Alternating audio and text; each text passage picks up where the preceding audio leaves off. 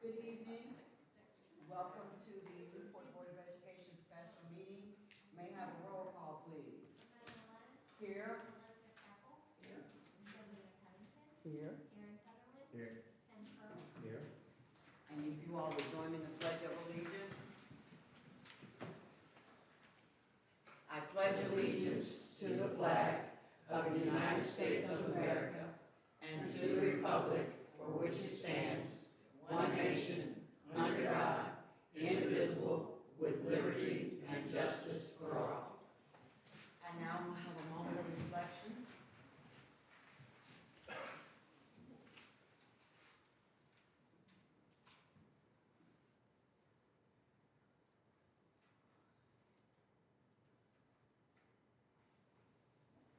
All right. First on the agenda is the impact survey. Mr. Watts?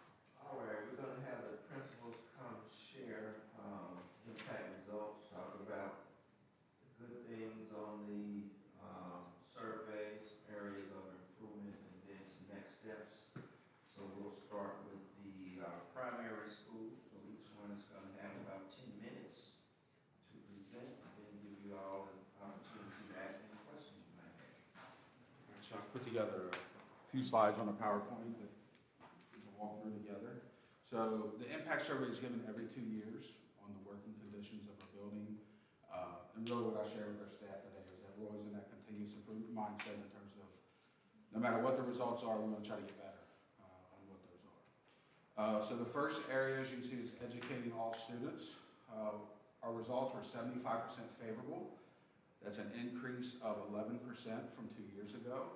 And the state average was at 69%. Some of the highest areas that we had, or the largest increases, were around being culturally responsive and having conversations around diversity. And those were some areas that we had the largest increase. You can see it on that bottom question, it's about 30%, and the question above that's 23%. The next area was staff leadership relationships. We had a 73% favorable rating. You can see the percentile that we're at across the nation from the 40th to 59th, and that's an increase of 7%. A few of our highest areas were essentially leadership being understanding when staff had challenges in their life, and also how friendly our school leaders, which surprised by the 89%. I feel like I'm always friendly and reasonable, but 89%. It's an increase of 11%. The next one, professional learning. This was the area where we had the largest increase of 22%. As you can see, we're 80th to 99th percentile across the nation. The state average is 60, so we've exceeded the state average. And some of the highest areas that we had in this on professional learning revolved or focused on our colleagues working together and sharing knowledge to improve their teaching. You can see that's 81% favorable there. And there was a 41% increase on teachers having input on their professional development activities. And this is the first year of the Walkout Academy, and give credit to you guys in terms of putting that together, because the teachers had choice for 2 solid days of what PD they were going to attend. So that's what I talked to our staff about today when we went over these results. That had an impact, for sure, for it to increase that much. School climate, we're at 65%, an increase of 7% from the last time, a little bit above the state average. Over 70% of our teachers are optimistic that we'll improve in the future, and 78% see students helping each other without being prompted. So just talking about school culture, students helping one another, and we see that in our walkthrough data as well, and both of those were pretty big increases from last time. For school leadership, there's an increase of 8% compared to our last assessment. And you can see, we have, on that top question there, we focus a lot on our teachers knowing our CSIP goals over the past couple of years, knowing what percentage of proficient distinguished we're trying to hit in order to hit our goal. And I was happy to see that there was an increase on that compared to the last time they took the survey. And the other 2 areas there were how positive is the tone that school leaders set for the culture of the school. It's 81%. And there was a 25% increase on us being more responsive to their feedback. And that, at the end of this, I'll go over that. That's an overall theme of us continuing to try to get their input and feedback on areas that we want. Feedback and coaching. there was a 15% increase compared to the last time. We're now at 61% favorable. Relatively high compared to the nation's 60th to 79th percentile, exceeding the state average. And some of the biggest areas of basically more favorable results was around them receiving feedback to improve their role, to improve their instruction. I was happy to see that because we focused a lot on what our instructional coaches are doing with our instructional coaching plan. So it's nice that not only did we plan it and our coaches are doing it, but the teachers are feeling it, that we put those plans together. Good. I was surprised. This is the one area where we decreased, because that's based on my observations and walkthroughs. Our student behavior is better than it's ever been in my 7 years there. So I was surprised by this. So we spent a lot of time today during our admin meeting talking about revising our tier 1, tier 2, and tier 3 behavior systems based on what we're doing, but then also over the summer allowing our teachers to come in and give input on that as well. So they feel like they own it as well. It's not just something created by admin. Resources, we did exceed the state average, and some of the highest ratings we received were around technology. That our teachers really feel like we have the resources that we need for technology, the Wi-Fi, that we're in a good spot for that. So you can see 94% favorable around our school's technology needs. So it's really, really positive. Our lowest area, and it is higher than the last time, 2 years ago, is emotional well-being and belonging. We're at 43%. This is the lowest area for the state as well. And I believe this is an area we're going to just need to get more data in terms of why do teachers feel that way, in terms of they're concerned about their own emotional well-being or the other teachers' emotional well-being. So I think that's something that we need to dig deeper on. So our next steps, the one area that's on my mind is the emotional well-being and belonging. We are partners with the St. Elizabeth Employee Assistance Program, which gives mental health counseling free to our family, or to our teachers and their families. We'll keep promoting that. We're going to keep promoting our school culture committee. Is that my time? Okay. Sorry. Our school culture events, like for example, we have local restaurants coming in, and one of the biggest bullets on there that I think will make a big impact is teachers continue to get more voice about the plans. I'm trying to be efficient here in my process. Next steps also, where we are seeing growth, I want to basically reflect on that, get feedback from the teachers, and try to make it better. So for example, feedback and coaching, we want to reflect on what's going well with feedback and coaching, and then what can we improve. Same thing with professional learning, and as you can see on behavior management. One, if you look at the second bullet below behavior management, I would like to give a shout out to my new counselor. She's been phenomenal on putting together systems for behavior interventions and communicating that and getting everyone involved. So she's been an amazing addition to our building. It's really good. The last piece, and this is just overall, we want to reflect on what this data says to us as an admin team.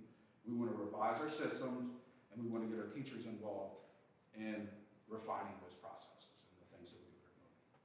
So, any questions? Question. On the managing student behaviors, the only one that went down.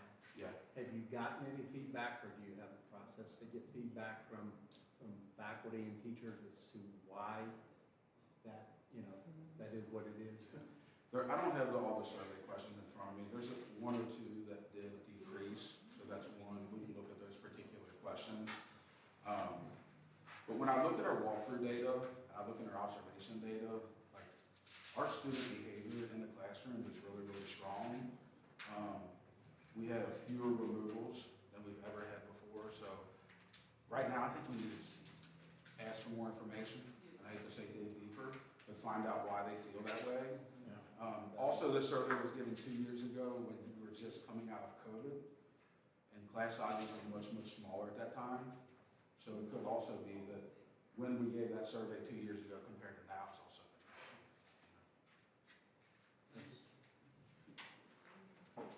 there for a while. We were 6 feet apart with a mask, and we could barely get up and move around. And now we're full hands-on cooperative learning. Everybody's moving around, and kids get a little excited.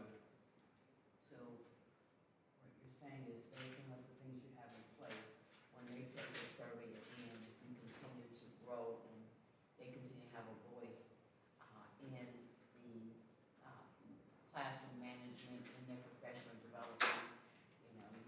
expect these numbers to continue. I'll continue.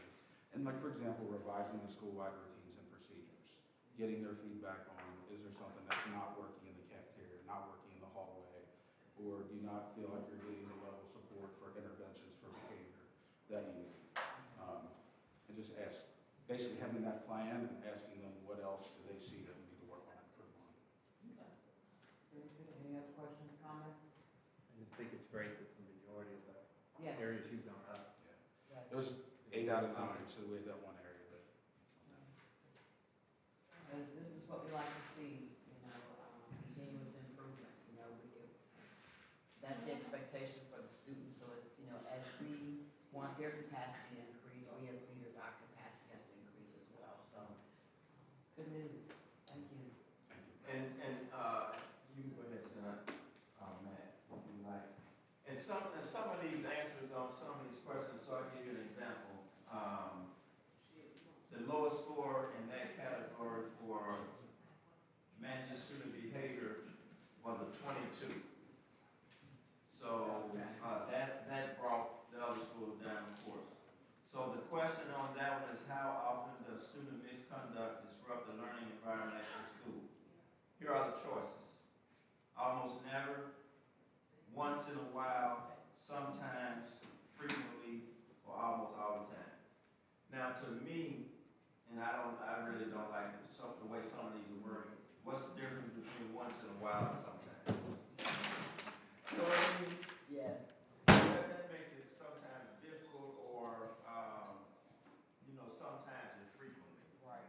So sometimes it's just, yeah, it's just tough for some of these. And then, of course, to get favorable, it has to be almost never or once in a while, and then once in a while sometimes. Those two can be, to me, that's the way I look at it sometimes. So I know that we look at this against the state averages and state scores. Do we look at this versus other school districts that are similarly situated to us, like other urban school districts that are similar size, or other school districts that have similar demographics to us? Well, it's going to be tough to find somebody like us, because we only have about 1,450 kids, and we're so diverse. And there's not many around. Covington is, as far as the diversity, similar to us, but they have about, 4,000 kids? Is that about right? So we're just different. And what I like to do, though, personally, is to compare ourselves to ourselves. 2 years ago, how were we? And now, again, how are we now? Because really, you're looking at somebody else, you don't know what's going on, you don't know how they do things, but when you compare yourself to yourself, that's you. So that's how I like to look at it. But, again, I just wanted to mention that some of these, options of the answers could really go either way. Again, once in a while, sometimes, to me, that's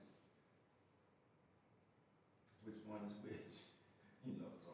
But that one brought that score down at 22.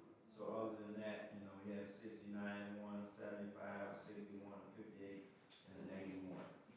And the 81 came was overall, how safe is your school environment? So, all right, just wanted to mention that. So thank you. All right, Jennifer. Hey, good evening.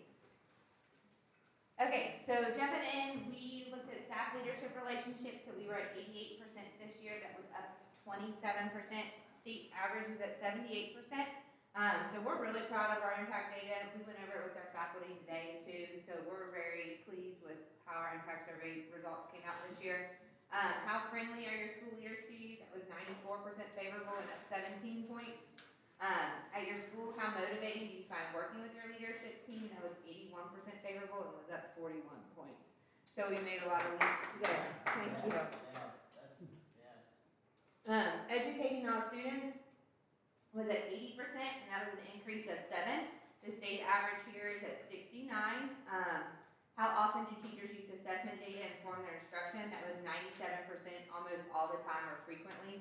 And that's what we talked about today, was data and everything in our building drives every decision, from behavior to attendance to your map data to summative assessments, everything is data-driven in the intermediate school.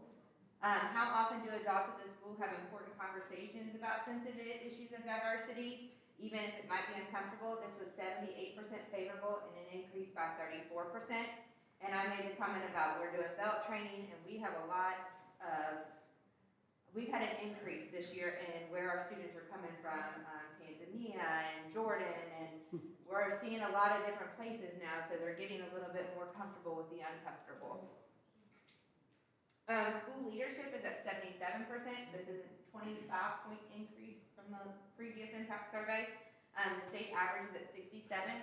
So how positive is the influence of the school leaders on the quality of your teaching? That was 89% favorable and an increase of 21. And how effectively do school leaders communicate important information to teachers? And that was 86% favorable with an increase of 19. So we're big on communication. Feedback and coaching, this was a huge increase for us. This was increased by 35, and that is 75%. The state average here is 58. How useful do you find the feedback you receive in your teaching? 83% extremely useful or quite useful, and that was up 39 points. This is big feedback, whether we're pushing in for behavior, our coaches are going in, we're going into intervention classes, we're providing support in every aspect of the classroom for our teachers, and we have experts in each different area, and I think that's what helps us as our coaches focus on reading and math. My AP is focused on science and social studies. I'm more of the behavior side of things and attendance. So we each have our strengths depending on what our backgrounds are, and that's where we all kind of pull together to make a effective team for coaching and providing feedback to our teachers. Very good. Professional leadership, 71%. This was up by 28. The state average here is 60. So through working at your school, how many new teaching strategies have you learned? 89% favorable. This was an increase of 22. And when I presented this at the faculty meeting, I said, how many of you learned something new from our EL training today? And everybody raised their hand. So it's like, you guys are consistently learning new things and trying things, and it's not from us, it's from your people, your colleagues. So they are learning new things, and they're acknowledging that. Overall, how supportive has the school been of your growth as a teacher? 86% favorable, and this is an increase of 32. And I told them as administrators, that's our whole goal. You are my students, I want to see you grow, I want to help you be successful and want you to reach towards your dreams and things like that. School climate, this is at 63%, and the state average is 63%, that was a 30-point increase. So still not quite where we want it, but we've made a lot of growth in this area. When new initiatives to improve teaching are presented, how supportive are your colleagues? That was 75% favorable, and that was up 42 points. So they are definitely feeling more like a team in our building and supporting each other. And I think that's huge, that they are having difficult conversations with each other too and holding each other accountable. Emotional well-being and belonging, like Matt said, this is a hard one. State average is at 55. We were at 58, but we did increase by 20. So overall, how much do you feel like you belong at your school? 81% of people do. And this is, like he said, this is hard. It's a hard one to manage. We do a lot of little things at the intermediate school to try to increase emotional well-being and making them feel comfortable. I asked them today, how many of you feel like there's someone on the administrative team that you can come talk to? And everybody raised their hand. So out of the 6 of us, they feel comfortable to talk to at least one of us. And I said, as long as they have a person, just like a child has a person in this building, I want them to have somebody that they can go to if they need something as well. Resources, the state average is 50. We had a 3-point increase here to 57%. When students need help from an adult, how often do they have to wait to get help? This was 61% favorable, and this is up 7 points. I'm in a very emotional age building from 3rd grade to 6th grade. We have lots of emotions. We have lots of needs to talk to somebody. So I think that is hard some days because our kids can request a counselor on their MacBook or iPad, and we get lots of requests for people to see counselors. And sometimes our counselors take it, sometimes myself, Mr. Gregson, whoever's available to take it. That's a hard one. So managing student behavior. The state average is 66%. We were at 53, but we increased by 19. Overall, how safe is the school environment? 71% favorable, and that was up 19 points. told my staff that does not make me feel warm and fuzzy on the inside though, so that was one that hit home with me, is I really need to be up closer to 100% for how safe is the school environment, and I really tried to encourage them to talk to one of us at what makes them feel unsafe. So just trying to get more data on that question specifically. How effective are the school leaders at developing rules for students that facilitate their learning? This is 54% favorable and up 30 points. So I sent a celebration out to my staff after my behavior PLC yesterday that for the first 5 attendance months of this year, we have roughly 204 behavior referrals. 2 years ago, we had over 500.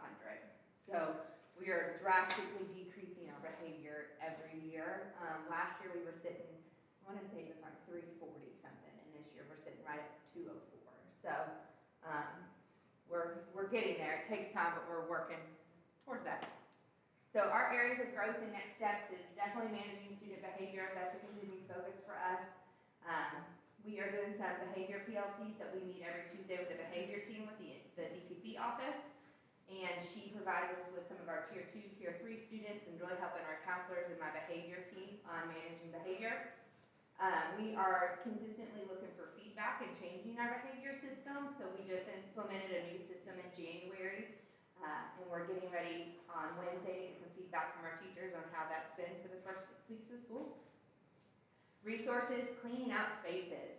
That's the biggest thing I got hit on resources was that the learning spaces are too small.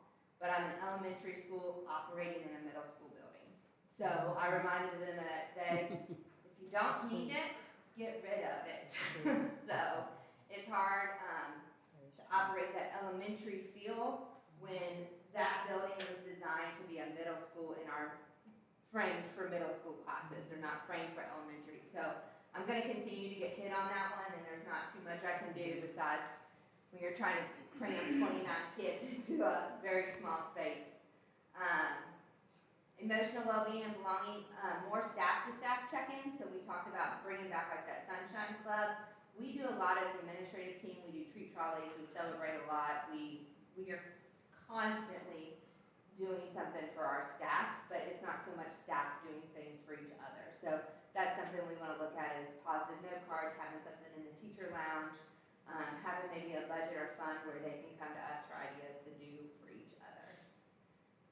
So that's my data. Do you have any questions? Fantastic. Great job. Thank you.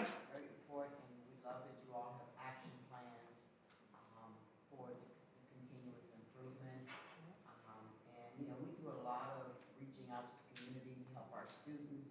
Maybe we need to start reaching out to the community to help our teachers. I've had that conversation with some community people who have come to me and asked, so maybe there's an opportunity there, you know, just to help with that area. And everybody likes to give surprises, acts of kindness, and we do a lot of that for our students. So They I'm love making notes because as a board, this gives us an opportunity to make sure we are making sure you all have all the resources. You know, so I'm making notes on the, you know, the cleaning out space. So that's something, you know, we need to have a conversation with Mr. Watson, Mr. Mange. You know, is there anything we can do to maybe help with those spaces? So this is why we love you to present to the board, because it gives us an opportunity to come together, have conversations with the finance team and with Mr. Watts on what we can do to help you all continue to grow and expand and be there for your staff. Mr. Maines and I are looking at some new furniture for my building because the dog's already going, yep. That is a hinder to my space issues. Yes. And Yes. we are looking at, we are hodgepodged over there is the best way to put it, with desks and chairs, and I need little people chairs and I need big people chairs, and not one piece of furniture in my building matches at all in a classroom. And some of the stuff is just way too big for my classrooms, and some of it is way too little for some of them. That's true. So Mr. Maines and I are working towards getting some new stuff in there. It all can't happen in a year, but we're gonna try to each year look to see what we can do. I remember when he did that at the high school, when they started changing the spaces and the media room just to make it more 21st century. Yes. job. Thank you. Excellent job. Thank you. Use what you got. Thank you, ma'am. Well, this is our impact survey. I will tell you that we're not happy with our survey results. We shared with our staff today, and we had some really good conversation that come out of it, and I'll share that as we go through. I got it. Educating all students, 61% up to state average of 69. How often do teachers use assessment data to inform their instruction? 77%. If students from different backgrounds struggle to get along in your class, how comfortable would you be intervening? 74%. Sort of like what Ms. Michael said. We're getting a variety of students coming in and present certain challenges for regular classroom teachers. I think with our Bell team, different things. We're doing a better job of being able to address that. Next one, emotional well-being, 34%, we were up 4. State average was 55. How effective do you feel at your job right now is 42%. Overall, how much do you feel like belonging in your school is 51. We started looking at that, and one of the things we talked about as an administrative team, when we started looking at it, the amount of new staff that we have in our turnover, one of the conversations we had after our meeting today, one of the teachers, we truly admitted we had some things that number one, as administrators, we were upset about. And one of the teachers said, well, I'd like you to think about something, okay? She said, this was given early. She goes, administrators had changed roles. We had 4 instructional coaches had come in. We didn't know them. We hadn't worked with them. We had 2 new guidance counselors that had come in. We really hadn't worked much with them in any way, shape, or form. So she said, I want you to look at that when you're considering that, because she said, you kept talking to us about our changes within our discipline, that we were trying to deal differently with our students and not just throw the hammer at them, and how much time you all spent in the beginning. So, we took that with a grain of salt, which sort of helped, but it doesn't change the results. Next, please. Feedback and coaching, 25 down 7. How much feedback you receive on your teaching was 29%, was up 1. Once again, I think that goes back to, number one, they really didn't know the coaches. They didn't understand the expectations of what we were doing. We really changed from our PLC format. We want data. We're holding a little more accountability. And I think for some of them, that's a little bit. Plus, we also, we have some better systems in place now as well. Next. Managing student behavior. This was one we were really disappointed at, 28%. How effective you are, thank you, at managing disruptive classes. One of the reasons we were, as administrators, we were really disappointed with this. We carry our radios, and the moment a teacher asks for student removal, phone removal, we have a situation, we're there. And so we looked at that from our standpoint. We've done PD. I think we need to do more PD relevant to our teachers because we do have so many new teachers. And we have some, honestly, we have some teachers who just need to work on that.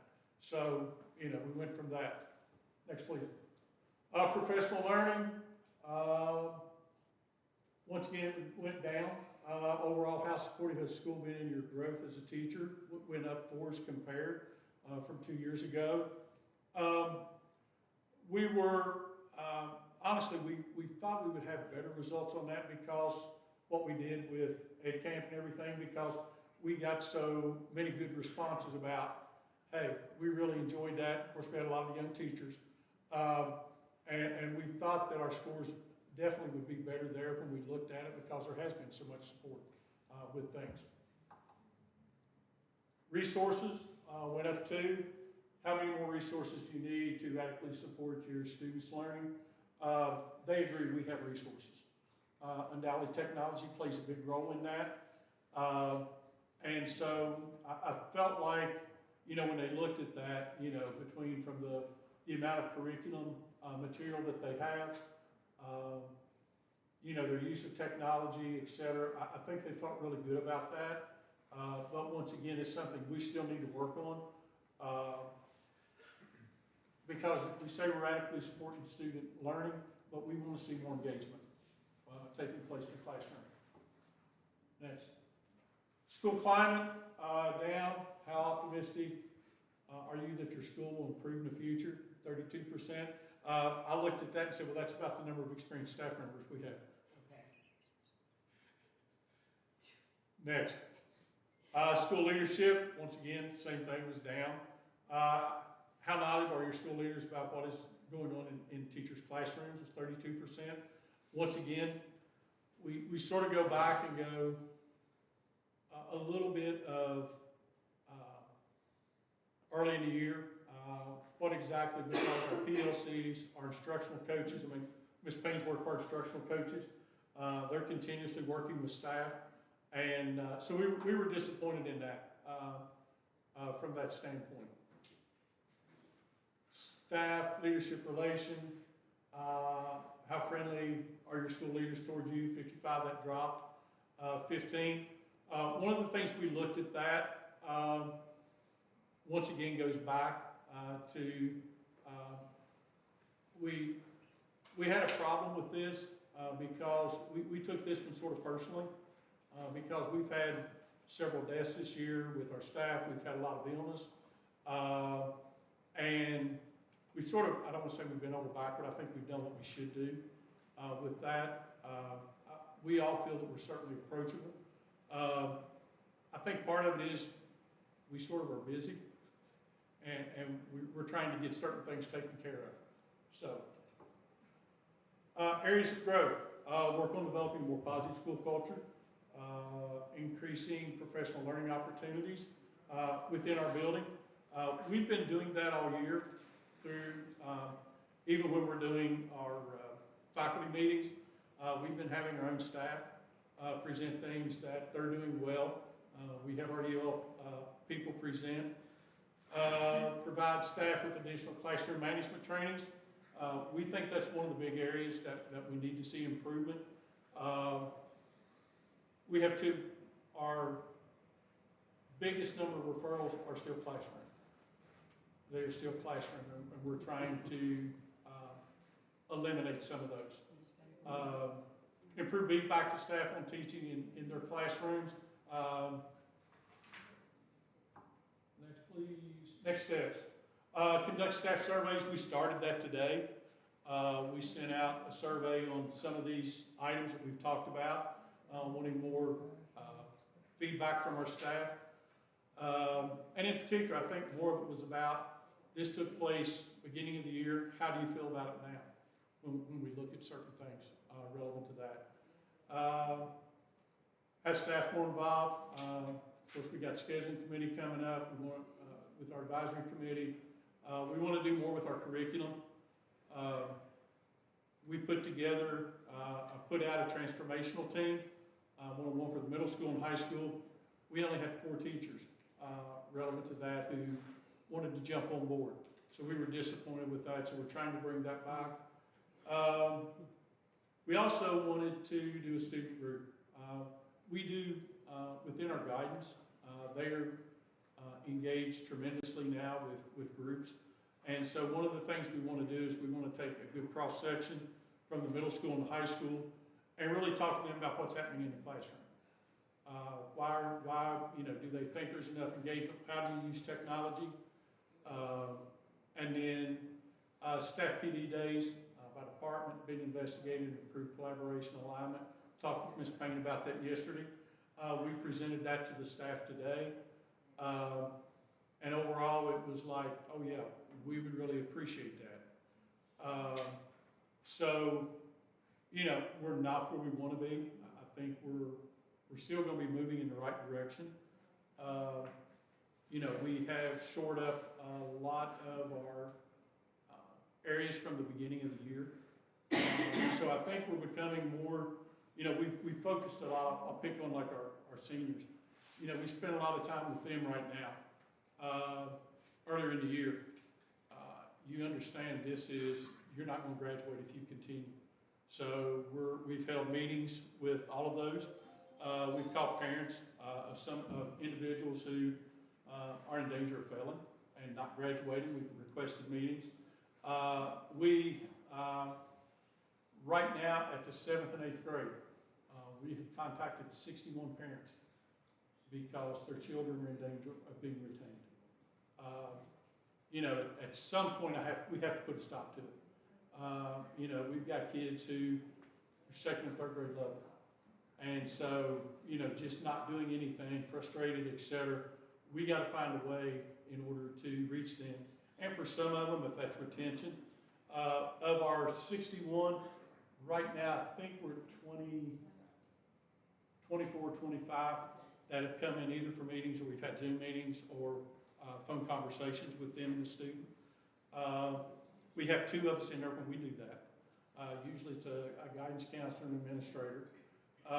For those that have not called us back, tomorrow we're dividing up the remainder from administrators. We're making phone calls, and if we don't get responses, we'll also let them know that we'll be doing home visits. You know, I think our numbers for ESS and 21st century and study tables, those are going up because I think students are finally starting to realize that, oh yeah, I am not going to pass. I am going to be retained. And I understand the frustration from the teacher's perspective. You want to teach here, but you're trying to get your kids up. Questions? When was this survey actually done? In October? November. November, something like this. November 2023. Yeah. Had to be done So- by December. Yeah. So, you know, and like I said, you know, we've sat down as administrative team, we've taken some hard looks at things.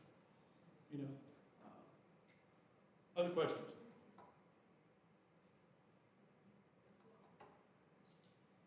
Good. Thank you. Thank you.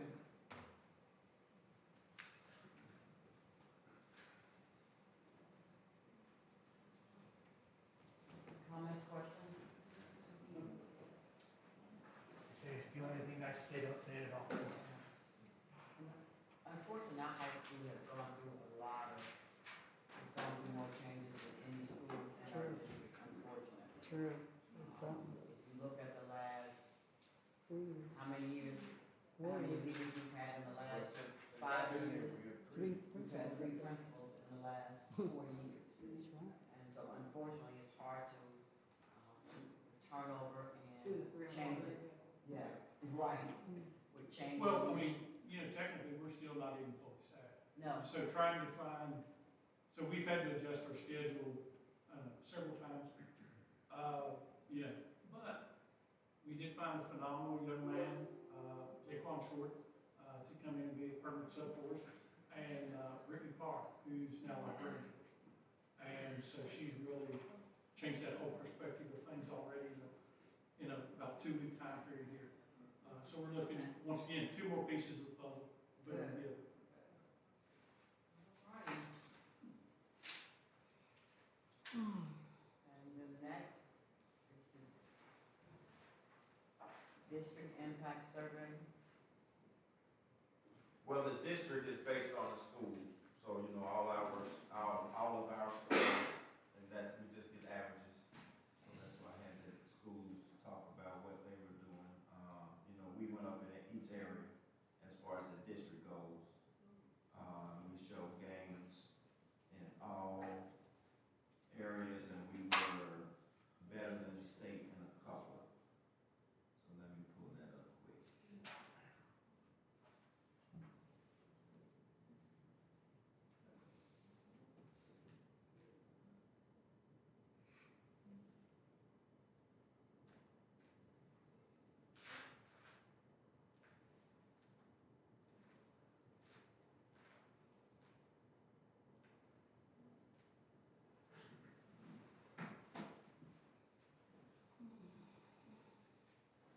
Okay, our highest area in the district was,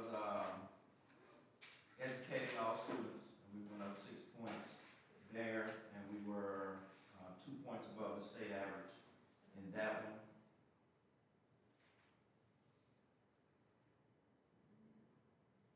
Resources, we were above the state average, 5 points in that one, and we went up 2 points, and that's one I really don't get, the resources, because we have more resources than anybody around, Always and have. we still score in the 50s.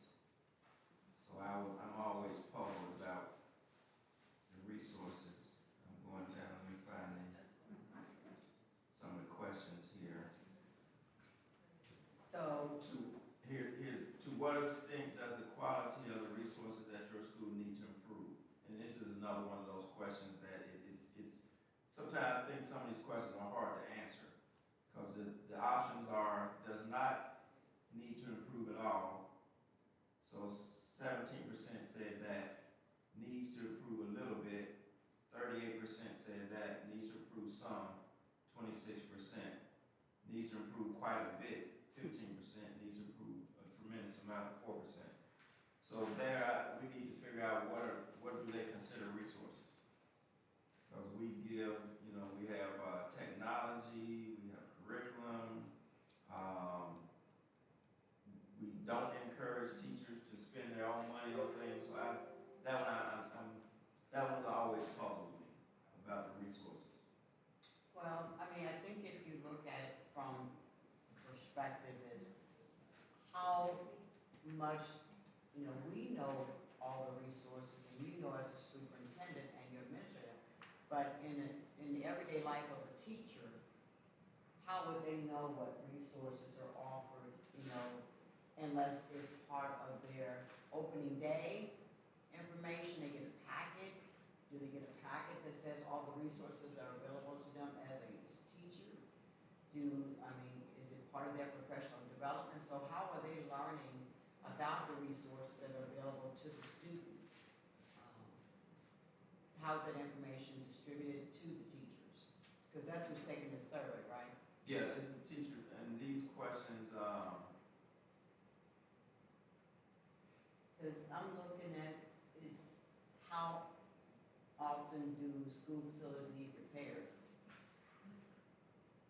Right, isn't that one of the resources questions? yeah, and that says 46%. So, And how much of your own money do you spend for students who need extra support? How difficult is it to get the support that they need?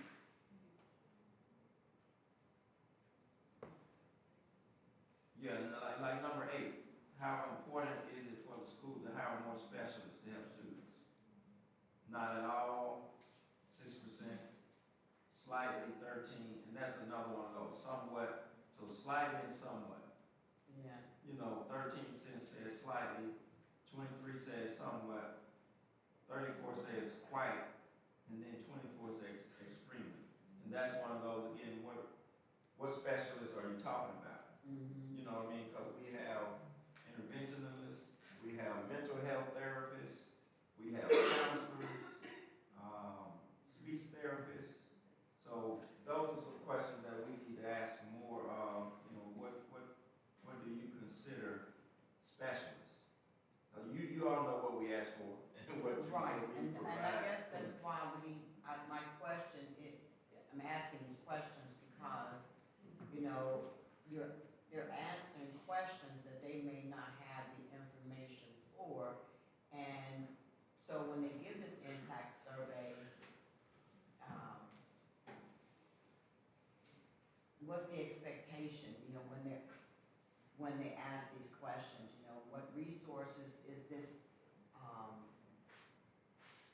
survey pertaining to? How much does your school struggle due to a lack of resources? And so, to me, these might be questions that teachers they don't really have that information. Does that make sense? Yeah. Because they may not know about all the special, yes, Well, some of them, they may or may not be aware of, depending if somebody is, let's say, doing speech or right, depending upon mental health. I think they know that they're out there. I just don't think they probably recognize resources from that perspective, I think they probably were thinking more internally, Right, instead of looking at a holistic thing of what all we do. right. Because as Mr. Watt said, there, I don't know of another district provides the depth and quality of things that we do. So, and what I'm leading to is, when you go back to your teachers for feedback, maybe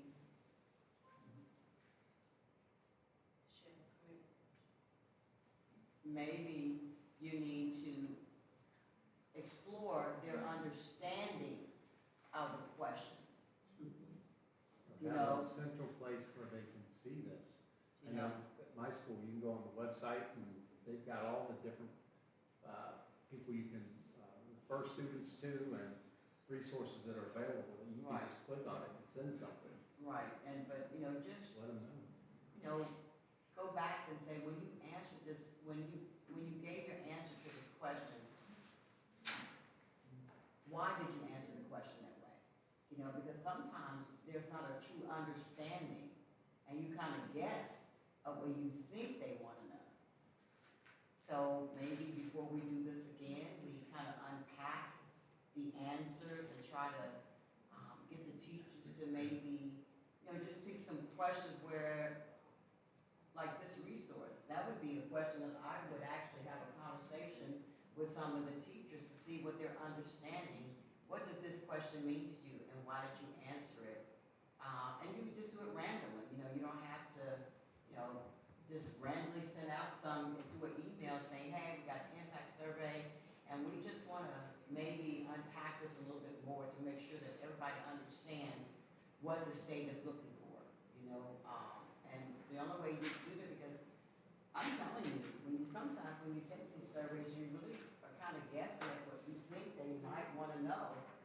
And when they talk about resources, what does that mean to a teacher? And if it's repairs to the building, then I'm going to talk about the repairs in my classroom. And I'm on a waiting list of all the other classrooms. So that means that my expectations is based on my classroom, but not really what's happening in the district. Am I making sense? Yeah, we have to ask more questions about, as you said, why they answered some of them the way they did. So we have to dig more. If the state does this every other year, maybe we should consider doing it internally on the off years, just so we can kind of get a, midterm check on, And then have some see conversation. if what we're doing is working. Right. This We is got something, the questions here. this is something too that was, brought up when we brought in the third party, the names, I can't remember now. The third party, NWEA, they were supposed to help us with some of this stuff, I believe. Yes, That was one of the main reasons. that we brought them in, We brought to them help in. us with the culture. Culture, yep. Yeah.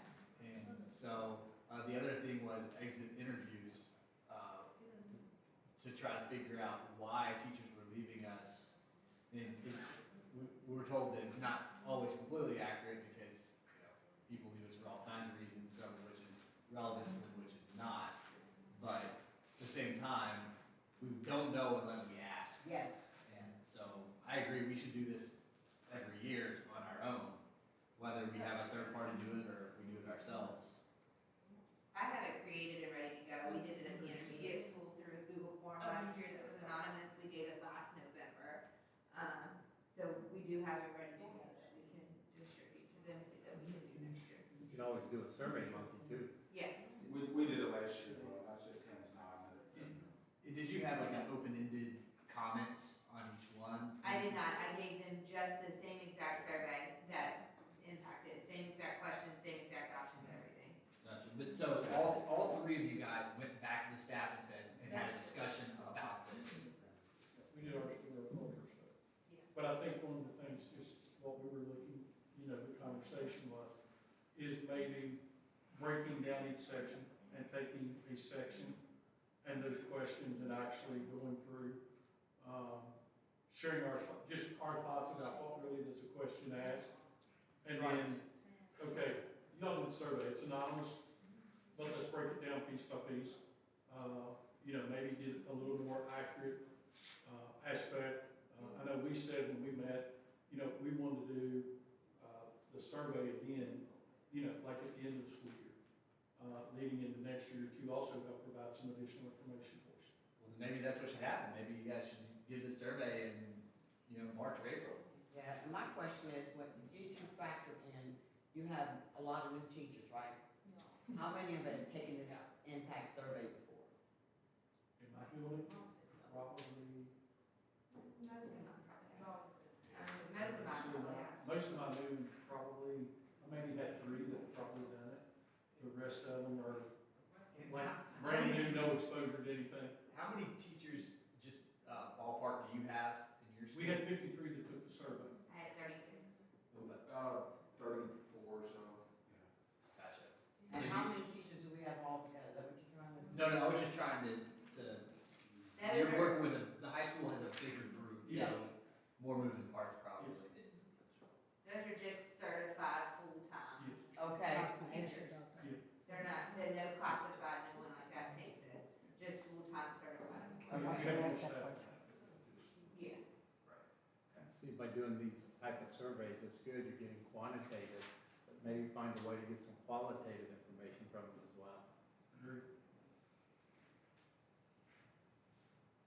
Well, thank you all for, this information and insight, and I know it's a lot to unpack, but anything, you know, my input is just to, you know, think outside the box, because, you know, so many variables can go into these questions, and if they're not truly understanding what the question is asking, are we getting the accurate answer? Or have access to the information. Or have access to the information, like, so. And before you go, I wanted to finish with a couple more. Our biggest gains were professional learning. We went up 13 points there. Yes. And feedback and coaching, we went up 12. And school climate, even though it's 45, we did go up 11. So we are showing gains. Yes. You know, and as Yes. I said, we want to be better today than we were the last time. We still have a ways to go, but we're heading the right direction. Which is good, but you know, I think it's good that we discuss all the things that go into this. You know, turnover changes, you know, it can impact culture. So, but thank you. See, next on the agenda is new business, right?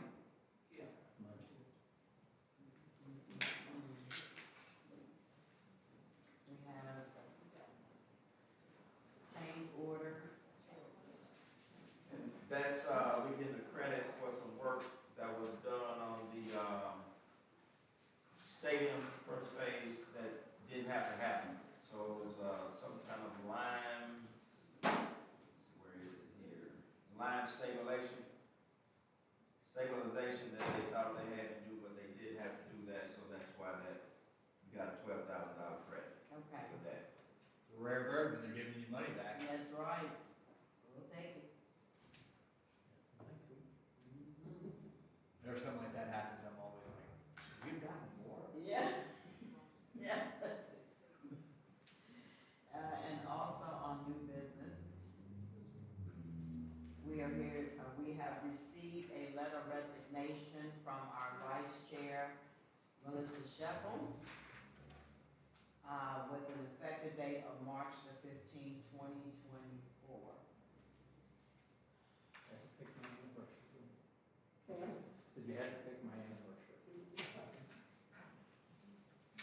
So, any questions on these, consent agenda items before we vote? Ms. Shepherd, would you like to say anything?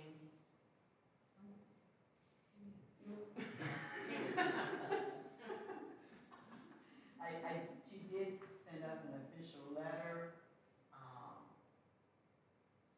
stating her reasoning, for making this decision. It's with great regret that,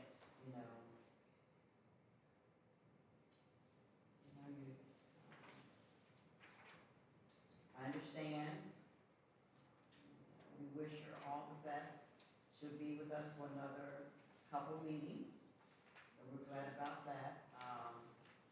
So I need a motion to accept consent agenda items 1 and 2. So moved. Second. You can still vote. I was waiting for somebody else, but there's just crickets, so. When Julie did her resignation, or was it her resignation? Did she resign? What did Yes, she did. Let's Yep. finish this motion. And no one made the motion. Yeah, it was moved in second, all in favor? Aye. Yeah, I think. You remember that? Yeah. And it was me who Right. didn't do it. Oh, bad. Yes, ooh, wait. So, we have next steps listed. What we will do is, we will formally notify parties, listed as according to the administrative procedure set by, KRS for the board vacancy. And then we will also advertise that vacancy on the district's website and in the newspaper with the largest general circulation in the county or district. So those are the next step, and I think there's a timeline for that. And after that timeline has expired, then we will start actually accepting applications and setting interviews. Any questions regarding the process? Tony, can you tell us the timeline? Kim, and I forgot, it's on my desk. I got it right, I think it's on, is it on the paper? We'll notify, I gave you guys the pulse of what we did the last time. Uh-huh. So we'll notify. In the 14 everybody days? immediately. There's a whole list of people that you have to notify immediately. So that'll happen tomorrow? Yeah. Okay, so we notify them and then what? We notify them, the clock ticks now, so by April 15th, we'll have to have something. Yes. So how long do people have to submit their application? That'll be in the advertisement. I think it has to, the advertisement has to run for like 2 weeks. It does. Yeah, I was gonna say 14 days. I have to look and see what the date is, but it's all in there. Yeah. We have a checklist. Applications. Yes. Yes, Come here. they come, So we'll post the notice tomorrow, people have 14 days to apply, and that window closes, and then we conduct interviews after that window closes. we actually, there's a time period to accept the application. The application time period closes. It says Okay. within 30 days of the notification of the resignation, we have to advertise Right. on the school's website and in the newspaper. And So then I'll do that when you tell me you want it posted. I have 30 days from today to get that in there, and it has to run for 2 consecutive weeks. I would say we should do it as soon as possible to get this vacancy filled. those are, yeah, In that's, an ideal world, we would have Melissa at our meeting, and then the next regular meeting, the person who's replacing her would be seated. That'd be in an ideal scenario, in my mind. So what it says here is, within the 60 days, but after the 2 weeks of the newspaper notice, you have to select your applicant. Okay, It's a very small window. So, we have, I read that again. So within 60 days, but after the 2 weeks of your newspaper notice. Right, Select an applicant to fill the vacancy. right. So that's we 60 run the days. ad for 2 weeks, then we start accepting application. But there is also an application time period, right? Doesn't that close, if I remember I correctly? think last time when we ran the vacancy, we attached the application. as Right, well. So 14 days essentially is what it is. Right? Would you agree with that? Correct. 14 days notice. So they have 14 days, the notice goes out, and they have 14 days to fill out their application and apply, and after those 14 days, we can start interviewing people. Yes. And we have up to 60 days to So, appoint. yes. We don't have to wait all 60 days, as long as that 14 days is passed, then we can appoint. No, we don't have to wait for 14 days, but we still do need to schedule the interviews and do the application according to the schedules. According to that, it says. I mean, the board schedules, our availability and all that. So our goal will be to set interviews, set the application, set interviews as quickly as possible so that we can appoint as soon as possible. Right. but we also have to juggle your schedule, my schedule, and the availability of all of the board to make sure we have a quorum. And we have to, Because Melissa won't be able to participate, so it'll be our quorum. So that's pretty much what the process was. The last time, we set interviews based on the availability of the applicants and the board being available. so we do have to wait 14 days before we can conduct an interview. Correct, and so this process probably won't start